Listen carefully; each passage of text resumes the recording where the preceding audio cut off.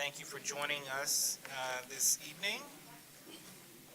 And welcome to the Administration, Finance, and Recreation and Parks Committee meeting for December 14th, 2021. I'd like to acknowledge the elected officials, Mayor Lori Henry, Councilmember Christine Hall, Councilmember Matt Judy, and Councilmember Matthew Tizer, who are currently present.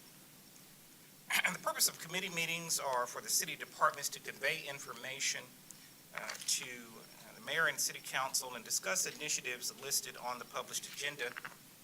By ordinance, the committee consists of the mayor, members of the city council, and the city administrator. The ordinance does mandate the city administrator as the chair of committee meetings. While this is a public meeting, it is not a public hearing. Therefore, while the meeting is open to the public, we do not generally take public comments or questions during committee meetings.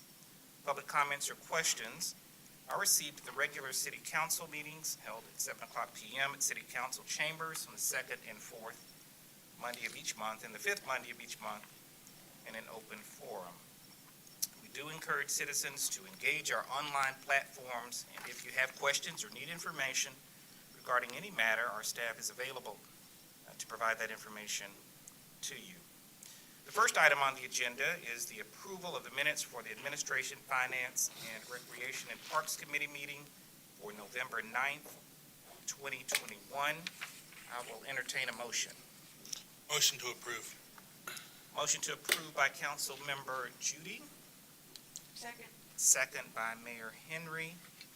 Any further discussion? All those in favor? Thank you very much. Passes unanimously.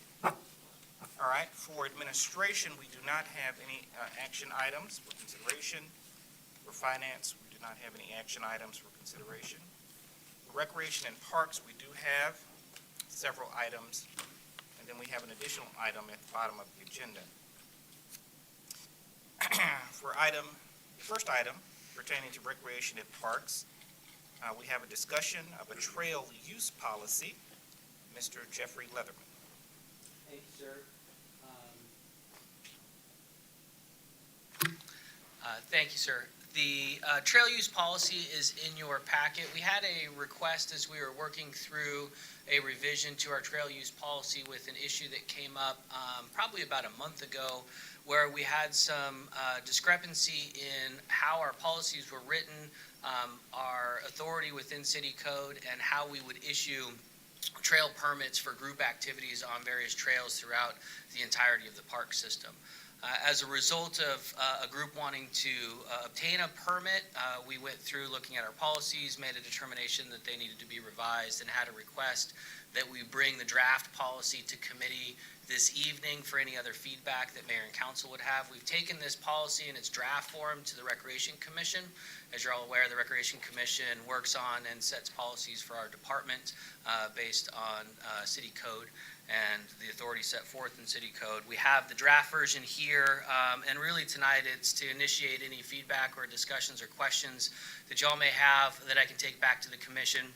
Commission, based on your feedback, is scheduled to take a look at the policy in its final version and approve that policy on Thursday this week. With that, be happy to have any feedback or questions that you may have on the draft version that's contained in your packet.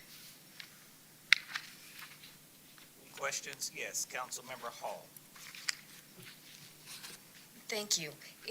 Under the item number 1, permits are required when a group or individual organization is charging a fee for participation. Is that the proposed or is that the existing? That is the current draft version of the proposed policy. That's the proposed. Okay, so my question is, there are groups like Boy Scouts and Girl Scouts that charge fees as membership. And as part of that membership in that organization, you do events. Sure. And there may be separate charges for a hike today. Everybody has to pay $10 or whatever, and we'll haul you out there and give you a granola bar and a drink. So they would be subject to having to get a permit? If they're charging a fee for the participation of a hike, that would fall into this policy. So if they're actually paying for some sort of event that includes a group hike in that point, yes. My understanding is the vast majority of those types of Boy Scout groups are charging a fee for participation in their group and not specifically for an event. But we're happy to take a look at that, and if there is a direct fee that is charged associated with those types of groups. Really, the intent in the fee is looking at 5K, 10K, those types of run activities or biking activities, where you charge a fee for participation, and that's how the language was intended to be evaluated and interpreted. In my children's scout troops, there are specific fees for activities. So if you want to participate in a particular event, it's $5. They're not dramatic fees, but there are fees. So my concern is that would have, that's not the consequences we want. I can understand the 5, 10, or 5K and 10K, but there's a lot of groups that, and summer camps, that if you want to go on this outing, it's an extra $5, things like that.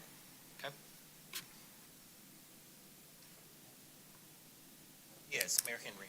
Some of the history with this is we did have some problems because we had a running club, cycling clubs that were had hundreds or 150 to 100 people, and they're filling up our parking at the parks, and they're making money off of using our parks. So I think there needs to be something that delineates, what is the normal use of our park property and what is the use for people that are clearly generating revenue from it. I'll give you another great example is our photography policy for our parks, especially the mill at historic homes, because they're photographers that have built a business and based on providing a space in Roswell to have these pictures taken. So I think that's what we need to be careful of, is someone dominating our parks.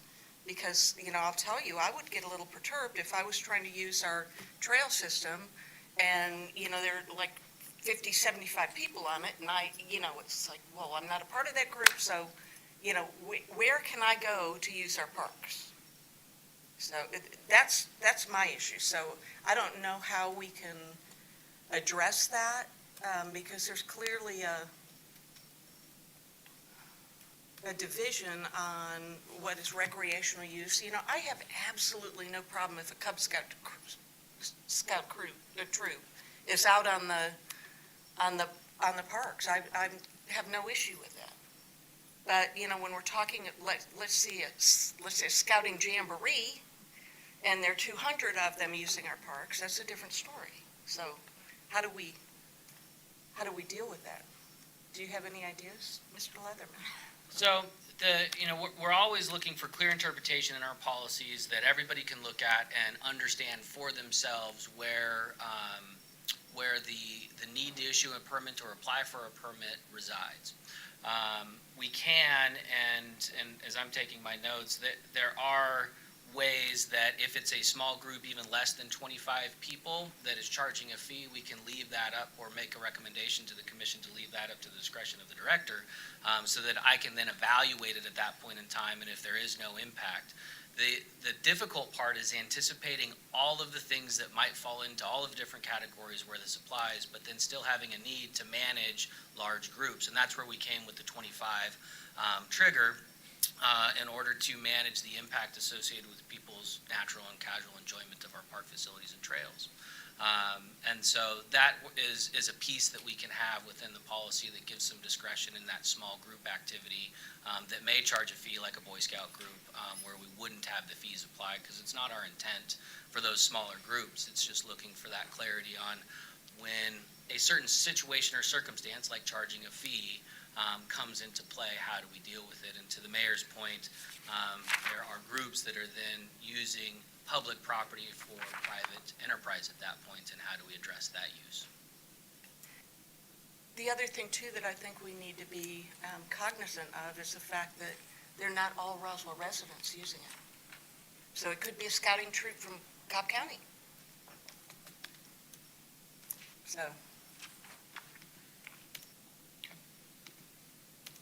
I thank you. Yes, Councilmember Hall. And just out of curiosity, because I don't understand or know what the rules are for the national parks. We border the national park, and sometimes you'll be in our park, sometimes you'll be in their park. What are their policies? I don't know, as it relates to groups. Don't know. Sure. We find out, thank you. I understand. Any further questions or comments from the elected body? All right. With that, then, we have a motion to move this item forward for consideration. This one's just a guidance item, sir. Guidance item. Yeah, because I'll take these comments back to the Recreation Commission, who'll take a look at them on Thursday as we work on revisions and make some recommendations based on the comments that I heard tonight. Okay, thank you for that clarification. All right, next item, consideration to approve a contract with Prime Contractors Incorporated for renovations of the Cultural Arts Center, second floor, in preparation of the Roswell Historical Society's expansion. Leatherman? Thank you. And Mr. Taylor Smith is going to present this item for the department tonight. Good evening, Mayor and Council. I want to bring before you the project that has been previously funded by Mayor and Council in FY22 and ask for your consideration to move this on to Mayor and Council for approval. And if you have any questions regarding the project, I'd be glad to answer them. Any questions from Mayor and Council? This one's in budget, Correct. going through all the normal processes. Yes. Okay. It was part of we went through an ITB process in the fall. It was funded in FY22. Is Councilmember Judy, I believe I saw first. Yeah, I was just gonna say, good project. We toured it earlier this year. Glad for Historical Society to finally have a home. Motion to approve. If anybody didn't have another comment. All right, and I was going to make a motion, but also thank you all for working so closely with the Historical Society. I think we've got a great partner there, and thank you for recognizing that and keeping them in the conversation. So, no, this is a great project. It's long overdue, and I can't wait to see it done. So, I'll second the motion. All right, we have a motion from Councilmember Judy, a second from Mayor Henry. Any further discussion? Seeing none, all those in favor? Thank you, that passes unanimously. All right, the next item we have is a notification of emergency procurement for Old Mill Park, ADA ramp, and ruins deck rebuild. Yes, sir, Mr. Leatherman. And Mr. Smith will take this one on as well. This is an information item. Sure. Per purchasing policy, we just wanted to inform Mayor and Council of the emergency procurement that we had for two items down at Old Mill Park. One was the ADA ramp, and the second was more of an overlook area at the Old Mill ruins. The project has been completed, and there again, just wanted to inform Mayor and Council. All right, thank you very much. Any comment or question pertaining to that item from Mayor and Council? All right, thank you so much. All right, the next item is the Leta Thompson apartment operations. Mr. Leatherman has a presentation.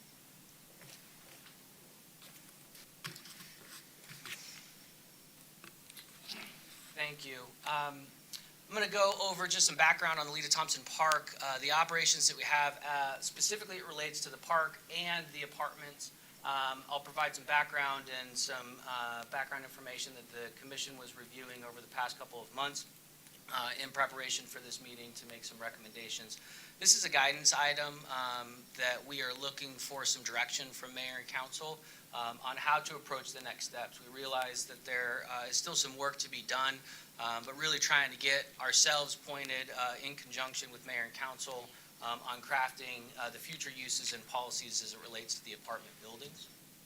This is an overhead shot of Leta Thompson Park, located on almost the border of the county and the city.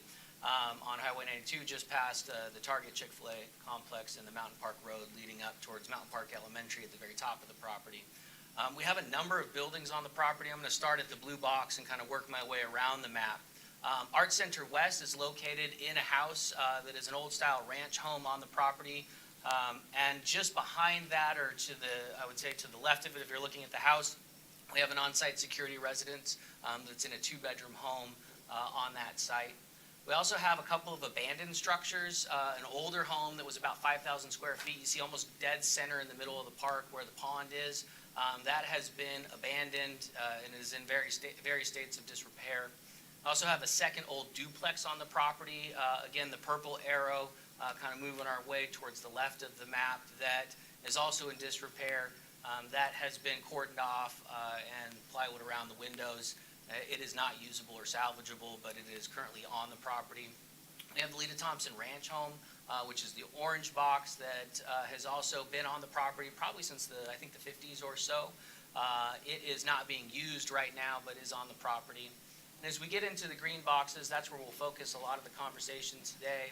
As part of the property transfer, we have 4 apartment buildings, each containing 4 apartments for a total of 16 apartments on the property. And then to the bottom left-hand corner, we have what's called the Yellow House, which is our artisan residence program, and I'll describe that later in the presentation. So that'll give you kind of a layout of the park itself. Before I move on, is there any questions about the structures or the park? Park is generally about 128 acres. We assembled it together in about 2001. We had a donation from the Leta Lift Foundation, as well as we acquired some portions of the property as well. The Leta Thompson Apartments, in the original acquisition, we were required as part of that donation to operate the apartment buildings as the Leta Lift Foundation did for a maximum of 5 years, which has since expired. That was essentially targeted for single women, both working women and retired women, and that was the model that the Leta Lift Foundation and previous Leta Thompson herself was operating on the property.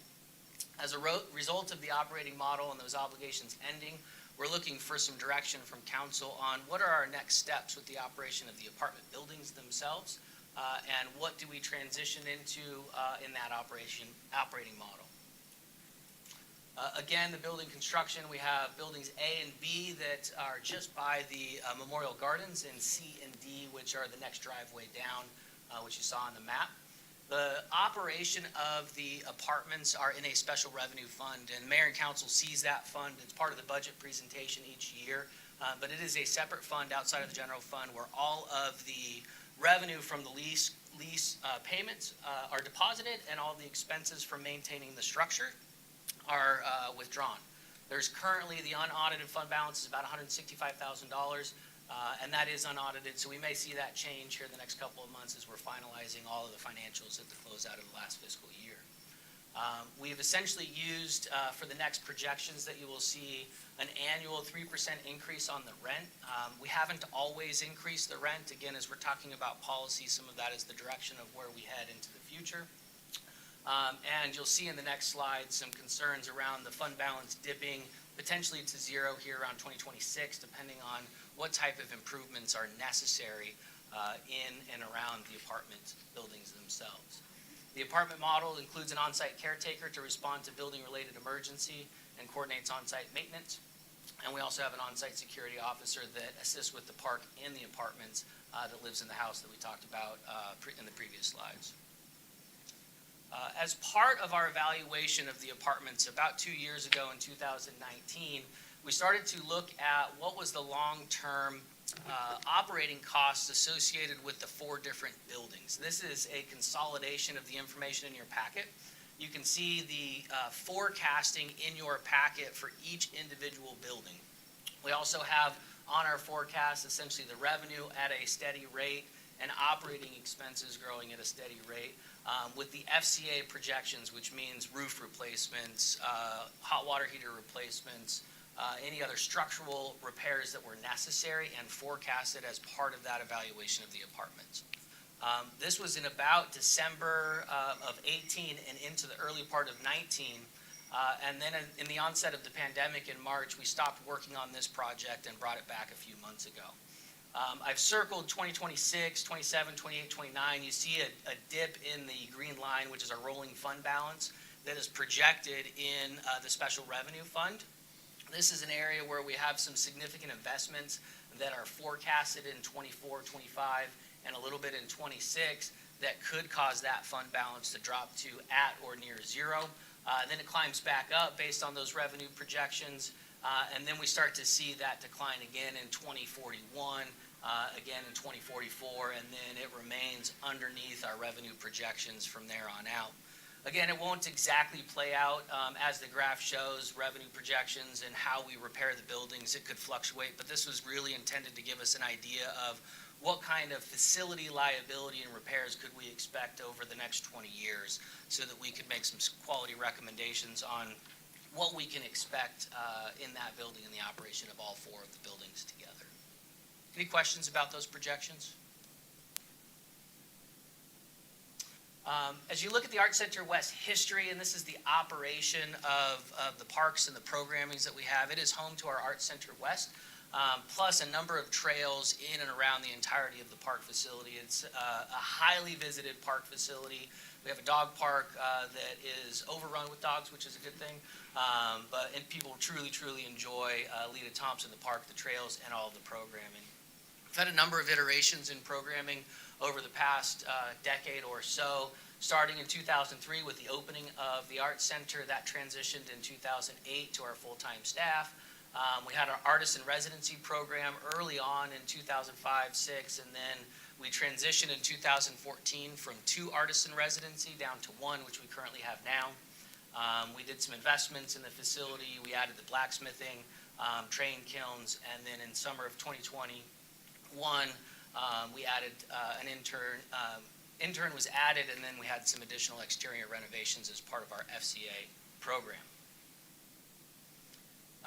Artist in residency, which we'll talk about as part of the recommendations, we established it in 2008, transitioned from 2 down to 1 in 2014, and then in 2021, based on our program projections, we're looking at growing that program back to 2 and even 3 for the future of the operation, just because our programs are becoming so popular and we're essentially growing to the point of needing more and more technical expertise to provide the programming that is being asked for of the department. This is what that program growth looks like between 2010 and 2021. So the programs and the number of programs you see on the blue line, and we're up to about 200 programs throughout the entirety of the year.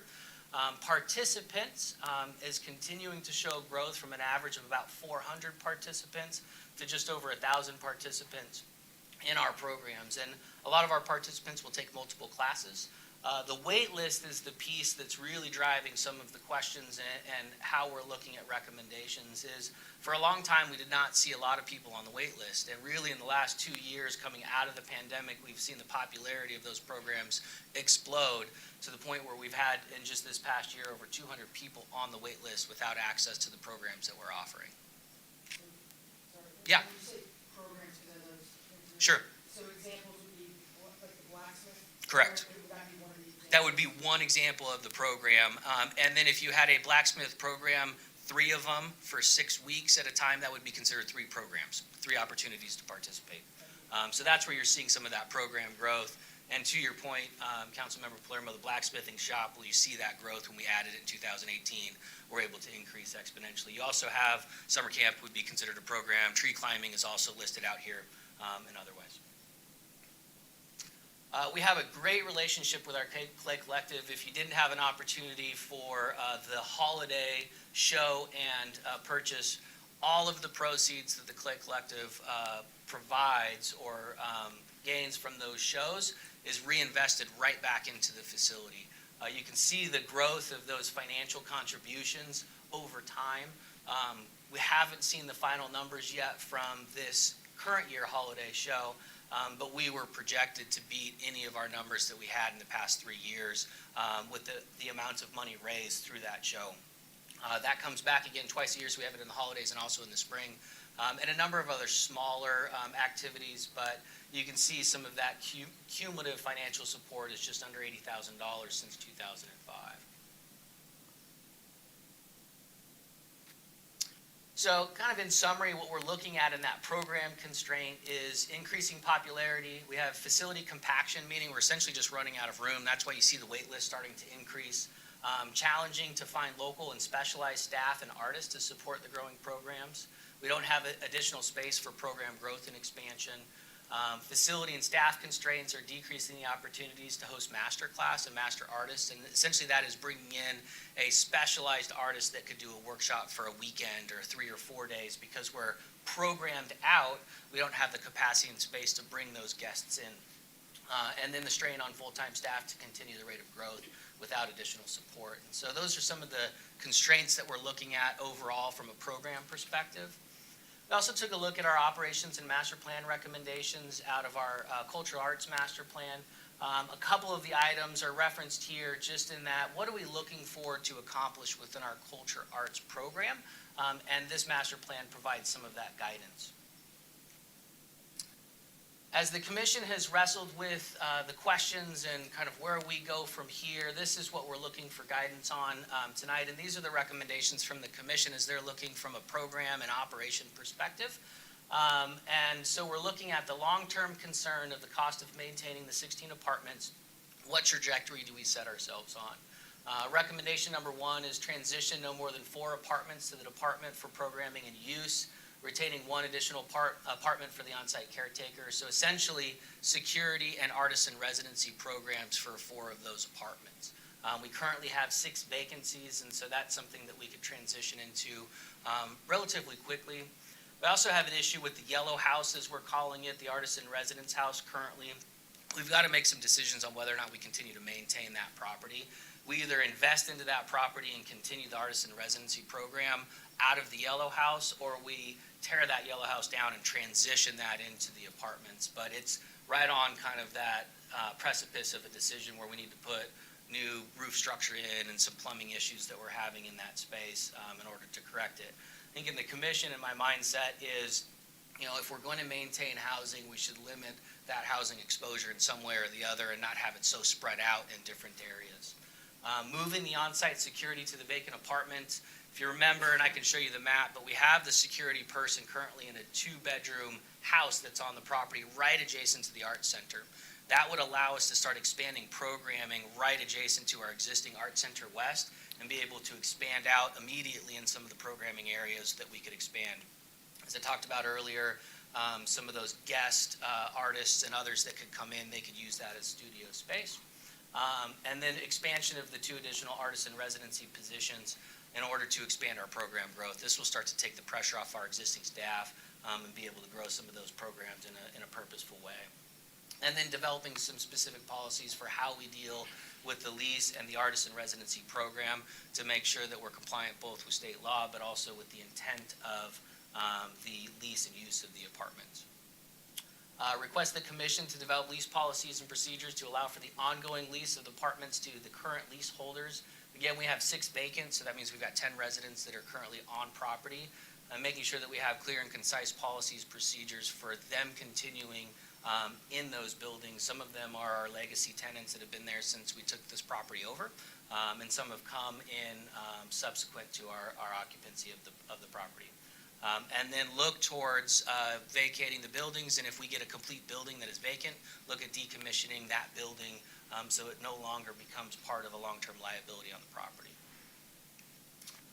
And then incorporating future Arts Center West facility and the programming needs in the 5-year park strategic plan, which we're working through right now. We've initiated our 5-year park master plan. This is one of the elements that will be incorporated in those future recommendations. And identifying those opportunities for reuse of the Arts Center, adjacent security residents, but also creating those program recommendations that if we're seeing growth now, where are we headed in 10 years? What is the operation going to look like, and do we need to make some more strategic recommendations beyond the existing facilities on the property? So those are the recommendations from the commission, as I said earlier, trying to get some guidance from council on kind of where we transition next. You happy to answer any questions? Thank you, Mr. Leatherman. Questions, comments guiding thoughts from the council. Councilmember Hall. Thank you. Just two questions. The original, I guess, bequest, or is that the terminology when Leta Thompson donated this property? Do we have a copy of that? I mean, do we know what the intent was? Yeah, I mean, I can pull that as part of the packet, and I would assume that we have it as part of our transition into the property. And going back, it was that the obligations was that initial 5 years of operating it in the same way with the existing tenants that the Leta Lift Foundation had operated, and then that subsequently went away after the 5 years. So there's no obligations left.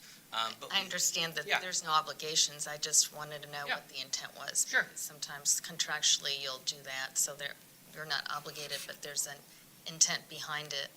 Okay. And then my second question is actually for Mr. Luckett. Can you tell me where in the budget? I don't remember seeing a budget line item for Leta Thompson Apartments. There's a million of them, so clearly I've missed it, but what area is in it? I'll go back and look it up. Sure, if you take a look in the Rec and Parks section of the budget book, you'll see all the various funds that they have pieces of. So there is a totally separate fund called the Leta Thompson Fund, and it's also, if you look in the all funds schedule, it's in there as well. Okay, thank you. Yes. Councilmember Palermo.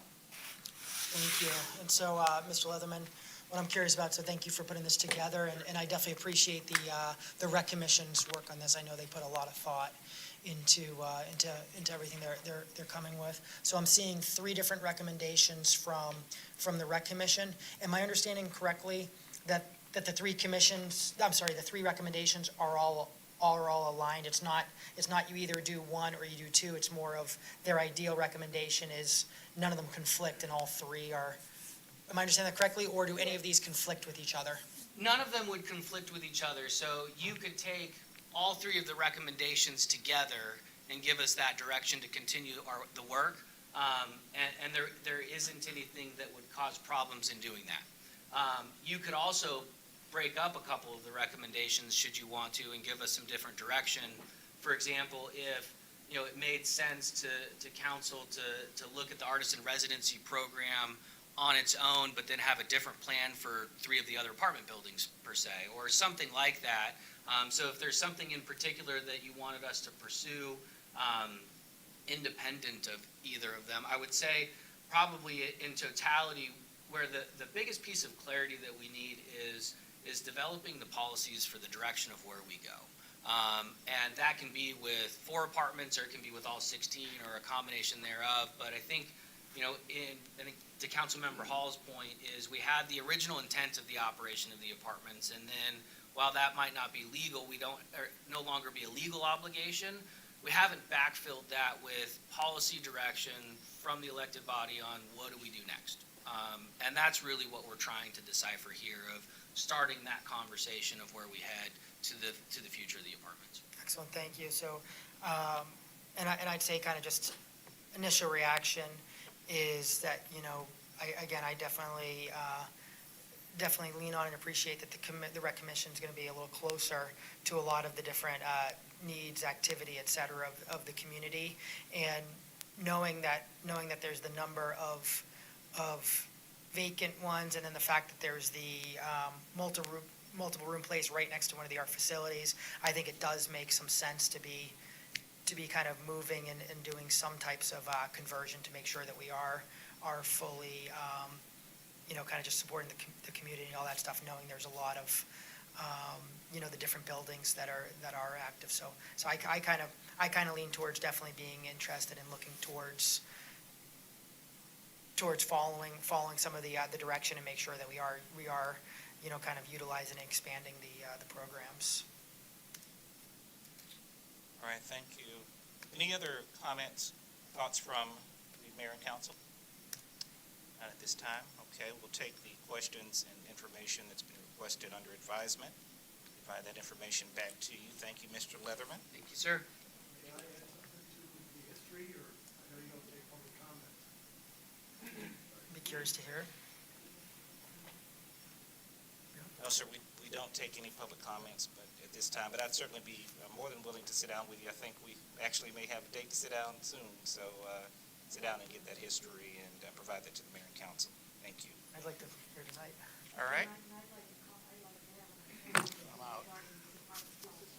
I'll be glad to speak with you after the meeting, and Mr. Leatherman and I actually had a brief conversation about a question you raised to me, and I think it would be prudent for us to sit down with you and go over that information. I think that would be beneficial for us to be able to do that, and we'll set a time to do that. Thank you so much. All right. We have one other item listed under Administration, Finance, Recreation, and Parks Committee, one additional item. Discussion of a possible design and construction of a labyrinth on city property, and that for Council Member Tizer. Let you take the lead on that. Thank you. Former council member Price came to me a couple weeks ago and asked if she could have a few minutes to update us on her thoughts on a project that she presented to us a few years ago, and I think there's been some changes in potential funding, and so, with that, let me turn it over to her for just her update on where they're at. And the good news is there's a few future council members in the room, so that'll give them a chance to hear about it also. Where are you? There you are. Grab a microphone if you will. Thank you, Councilmember Tizer, for agreeing to bring this up again. It's just a little update before we end up the year and the current mayor and council, just to, that's not quite doing it, is it? Okay, anyway, this is the Labyrinth project for the city of Roswell as of today, December 14th, and it kind of cuts that off, okay. So just in case you're not familiar with a labyrinth, it's not a maze. It's not something that you get lost in. It's a two-dimensional design that we see in a lot of different places. Goes back to 3000 BC in a lot of mythology in various countries. It's seen on coins, tiles, mosaics. It can be large enough to be walked upon, which is what we're talking about here. And the circuit, if you scroll down, there's a picture of the design. That one at the top is a 7-course circuit, the classical design, and you walk in from the outer edge to the center and then back again, so there's no navigational challenge or no choices to be made. And there's some pictures of a variety of them. Mostly they're circular, but sometimes they're geometric. And you go to the center and you walk back out the same way that you walked in. You see these in a number of places. The next picture has one that some of council members may have already seen, and that's at Serenbe in Georgia. And I think Michael Fisher has walked it, and that's the term that you use. And I don't know if any of the rest of you have seen that one as well. So that's the classic Chart pattern. The common medieval design is what you see, and that one is shown as 11 circuits or 11 tiers. The purpose of the labyrinth is, when you walk it, to be reflective, meditative, and peaceful. You focus on the journey as you go in and out, clear your mind. It's been likened to a pilgrimage of enlightenment. Historically, it was used in rituals, prayers, and devotions, and also for non-ecclesiastical purposes. In recent times, they've been therapeutically used in a variety of parks, hospitals, and hospices for healing purposes. We've noticed recently a renewed interest in labyrinths. You see them in art, video games, and even in the London public transport system. So they're making a resurgence currently. The history of the labyrinth here in Roswell, initially it came to mayor and council from a student at Independence High School, and brought the idea. It was around 2013, and the idea has slowly moved forward. The Women's Club provided money, and I think I have that figure wrong. I'm told it was $300. That still remains in the Park and Recreation Foundation, or Friends of the Parks, Recreation Parks budget. That money was provided by the Women's Club wasn't used because it was designed in-house. And Jay Reisinger designed it, was initially going to be part of the Serenity Garden, and at the last minute, it was left out for reasons unknown to me.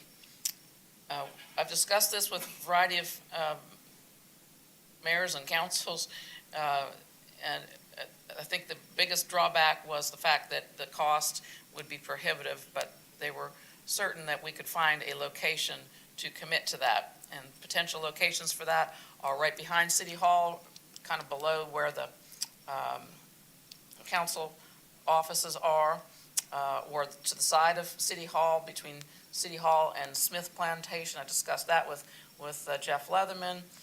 We did not go forward on that because there were some drawbacks with that site. And of course, depending on which location may be chosen, it would depend on who oversees that and how difficult that is for the progress to making it happen.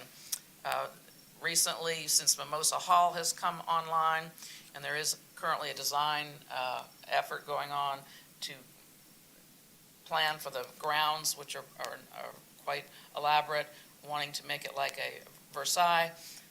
So it's a possibility that that would be a good location, but to me, the preferred site would be right behind City Hall, where the War Memorial is, and it's already a contemplative area where people go to reflect, and it's quiet and peaceful if you can ignore the traffic. But that natural terrain right behind City Hall, it gradually goes down, and that would allow for seating, so you could put the Labyrinth on the flat, and then seating around the upper side, and this could allow for education groups, small audience theatrical and speaking performances, musical staging. A unique labyrinth in this location would be a very good attraction for those people walking between Canton Street and to the City Hall parking lot, and it would not interfere with the Memorial Day celebration. A diameter of about 50 to 100 feet would be required, depending on how many circuits you had, 7 or 11, and also to be considered would be wheelchair accessibility, because a wheelchair would require 36 inches. Community buy-in, as soon as we have a commitment for a location, we'll put together the team. We do have an anonymous donor, and I suppose that's the most significant issue that's been resolved to fund this. So we have an anonymous donor committed to sponsoring the materials and labor, and we'll collaborate, of course, with the city if we're permitted a location, and other interested parties can help to prepare the design and site and execute the project, expand the scope, and provide surrounding enhancements. Such groups would be the Women's Club, the Arts Fund, Historic Roswell Beautification Project, Garden Club, Kiwanis Club, Rotary Club, and others as are interested. The practicalities are just getting the actual materials. There are some kits that you can buy that have contrasting bricks to do it. You could do any combination of stone, brick, pavers, cement in contrasting colors to provide a suitable permanent walking surface. You see some that have like rocks and things like that, but something that would be more permanent would be ideal. We also want a serene and appropriate setting to allow for the varied uses and functions. So right now the timing is right. We're emerging from the ravages of the COVID pandemic, and having a unified goal to create something positive and healing is just what Roswell needs to move forward, taking this concept and idea into a realized, tangible project and asset. We'll be transitioning to new leadership in 2022, so the Labyrinth project can take us to the next level of historical, artistic, and community endeavors that we can all enjoy and be proud of as we have part of our increasing dynamic and cosmopolitan city. And I would invite any outgoing members or returning members to join in and help us make this thing happen. I think the time is now, and we'll determine also which committee this should be brought through in order to make that happen in the correct way as to who oversees which lands. And that's all I have, and I appreciate your time. I know the hour's late, and if you have any questions, I'm happy to answer if that's appropriate. Thank you so much. Do you have any questions, comments from Mayor and Council? Yes. Yeah, thank you, Dr. Price. I appreciate it, and the education. I, of course, recognize it, but couldn't have told you the history. So certainly, I think, anything, as mentioned, that gives you the opportunity to reflect, meditate, and be peaceful, I like. And anytime there's a private donor, I especially appreciate and like. So I'd say I'm certainly interested in really finding a location. My reaction of the multiple that you've said is I just want to make sure it's not a location that conflicts with other potential plans, whether any potential plans at Mimosa, and also in between City Hall and Smith Plantation. My concern there is when we hopefully finally get the new beacon, flashing beacon, to cross over Highway 9, the potential of adjusting the walkway to make that a straighter walk. I wouldn't want to conflict with that, but to your point, near council's offices is probably, along with multiple other places, I think would be a great opportunity for this. I think that's really the reason I wanted to bring it forth at this time, before any of those plans are solidified. Yeah, but yeah, no, I definitely would like to be able to move forward with this. Thank you so You much. have a volunteer chairman. Yeah, I wouldn't say that. A volunteer supporter. Thank you so much. Any other comments from the Mayor and Council this time? All right, thank you so kindly. I appreciate that very much. Take that with you. All right. And that is the last item we have on the Administration, Finance, and Recreation and Parks Committee agenda. I will entertain a motion of adjournment. Motion to adjourn. All right, we have a motion from Councilmember Judy, second from Councilmember Tizer. Any further discussion? Well, there's no discussion. Well, all in favor? All right, thank you so much. For the viewing and listening audience and audience present here, we will take a brief 1-minute pause and transition to the Public Safety and Public Works Committee in just one moment.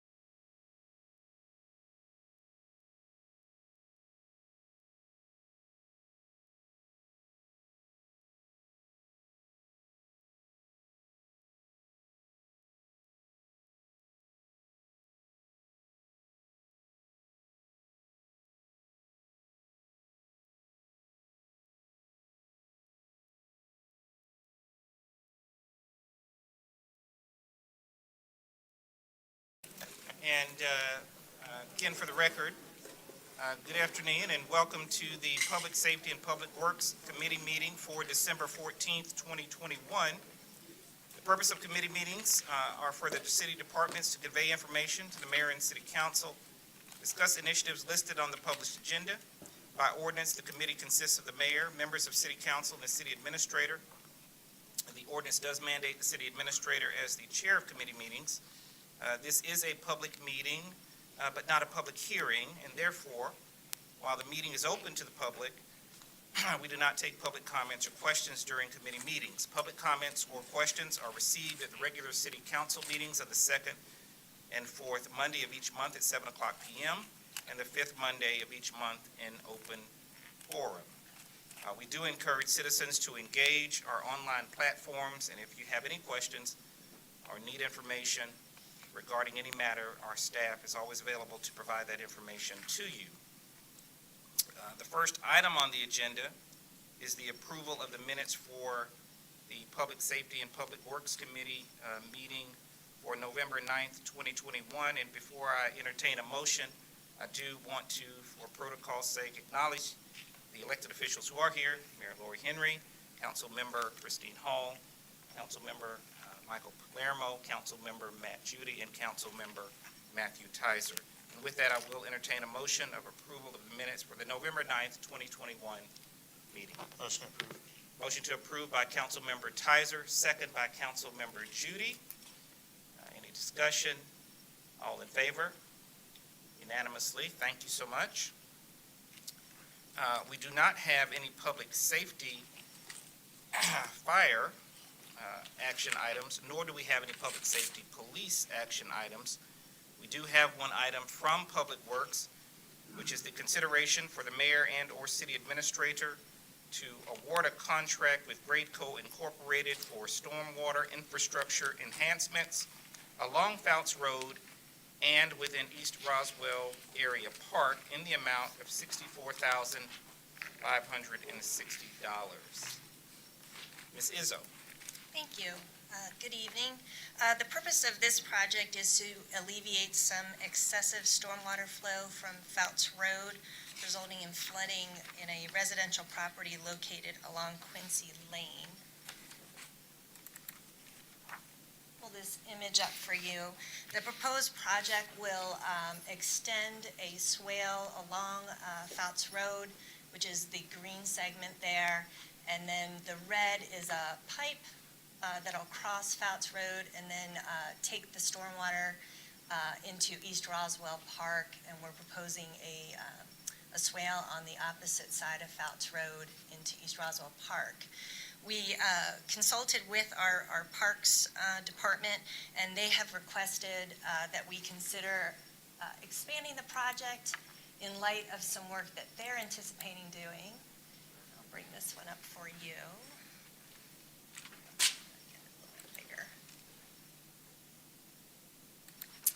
And this is a project, they're doing a trail project that's anticipated down the line in East Roswell Park. So what they would like to do is rather than having a swale along Fouts Road, that blue section, they would actually pipe it alongside, and that would work best with the trail project that they have proposed. So what we have done is we've put this project out to bid to our on-call construction firms. We received 2 bids, and the lowest was for $64,560, and that was with Gradeco.